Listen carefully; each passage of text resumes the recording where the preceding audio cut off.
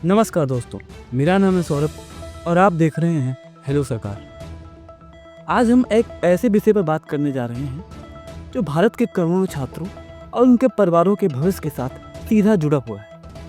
आज बात होगी यूजीसी के उस नए इक्विटी रेगुलेशन 2026 की, जिसने पूरे भारत देश के शैक्षिक गलियारों में एक नई बहस और आक्रोश को जन्म दिया है। दिखावे के लिए इसे समानता और भेदभाव मुक्ति का नाम दिया जा रहा है, लेकिन जब आप इसके भीतर छिपे सच को देखेंगे तो आपको समझ में आएगा कि समानता नहीं बल्कि एक बहुत बड़े छात्र वर्ग के साथ खुला अन्याय है। आज के इस वीडियो में हम इस बिल की गहराई से विश्लेषण करेंगे और इसके कानूनी पहलुओं को जानेंगे और सीधा सत्ता के गलियारों से सवाल पूछेंगे कि क्या सबका साथ सबका विकास का नारा सिर्फ चुनावों तक सीमित एक जुमला मात्र बनकर रह गया है। सबसे पहले यह समझते हैं कि आखिर पूरा विवाद है क्या। यूजीसी यानी यूनिवर्सिटी ग्रांट कमीशन ने हाल ही में promotion of equity in higher education institution regulation 2026 का ड्राफ्ट जारी किया है। ऊपर से देखने पर यह बहुत अच्छा लगता है। इसमें कहा गया है कि कॉलेजों और यूनिवर्सिटी में SC, ST और अब पहली बार OBC छात्रों के साथ होने वाले भेदभाव को रोका जाएगा। अगर कोई कॉलेज इन नियमों का पालन नहीं करता है तो यूजीसी उसकी फंडिंग रोक देगा, उसकी मान्यता रद्द कर देगा और प्रिंसिपल या VC पर सीधे गाज गिरेगी।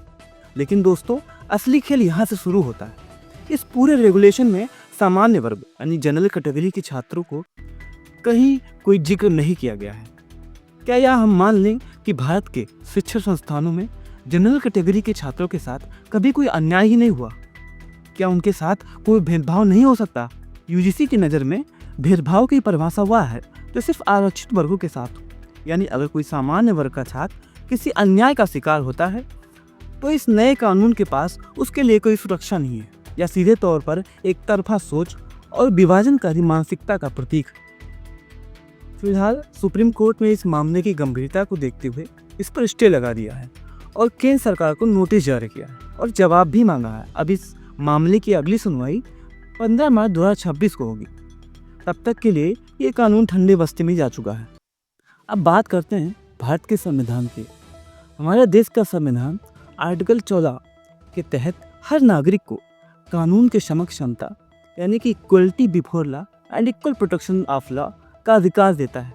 यह आर्टिकल साफ कहता है कि राज्य किसी भी व्यक्ति के साथ उसकी जाति, धर्म, वर्ग के आधार पर भेदभाव नहीं करेगा।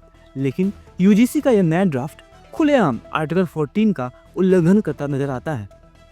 जब आप एक ऐसे कानून की बात करते हैं जो सिर्फ एक विशेष वर्ग को सुरक्षा कवच देता है और दूसरे वर्ग को पूरी तरह असुरक्षित छोड़ देता है, तो आप समानता के संवैधानिक अधिकार को कुचल रहे हैं। क्या एक सामान्य वर्ग का गरीब छात्र जो दिन रात मेहनत करके किसी बड़े कॉलेज में पहुंचता है भेदभाव का शिकार नहीं हो सकता? क्या उसे प्रताड़ित नहीं किया जा सकता?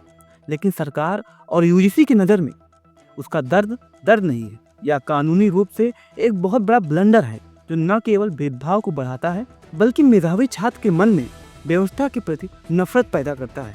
प्रधानमंत्री नरेंद्र मोदी हर मंच से, हर भाषण में बड़े गर्व के साथ कहते हैं सबका साथ सबका विकास। लेकिन प्रधानमंत्री जी, क्या यूजीसी एक्ट सामान्य वर्ग के छात्रों के साथ अन्याय नहीं है? जब आपकी सरकार का एक अंग यूजीसी देश के करोड़ों सामान्य वर्ग के युवाओं को यह महसूस करने लगा है कि देश के सिस्टम में उनकी कोई अहमियत नहीं है, तो फिर सबका साथ कहाँ रह गया? जनरल कैटेगरी के युवाओं को आज ऐसा महसूस हो रहा है कि उन्हें सिर्फ टैक्स भरने और वोट देने की मसीह समझ लिया गया है। जब सुरक्षा की बात आती है तो उन्हें उनके हाल पर छोड़ दिया जाता है। क्या सबका विकास में सामान्य वर्ग के प्रतिभावान छात्र शामिल नहीं है? सरकार की ये वोट बैंक पॉलिटिक्स अब शिक्षा के मंदिरों को भी दूषित कर रही। सिर्फ चुनाव के लिए एक विशेष वर्ग को खुश करना और दूसरे वर्ग के बलि देना किसी भी लोकतंत्र के लिए शर्मनाक है। यह काम सबका साथ के नारे को पूरी तरह खोखला साबित करता है। क्या आपको पता है इस बिल का सबसे खतरनाक और विवादित हिस्सा क्या है? झूठी शिकायतों पर सजा के प्रावधान को हटा देना।